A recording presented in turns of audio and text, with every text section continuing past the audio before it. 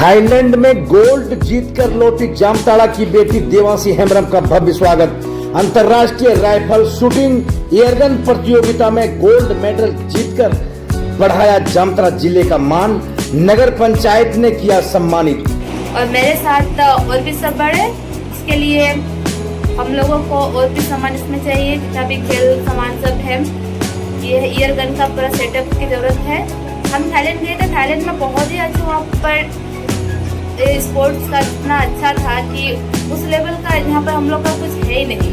हम चाहते हैं कि जिस तरह हम देख करके आए हैं वो यहाँ जामताड़ा में हो, और हम जिस तरह हम लोग खेले, हम चाहते हैं मेरे साथ भी और सब लोग आए मेरे साथ।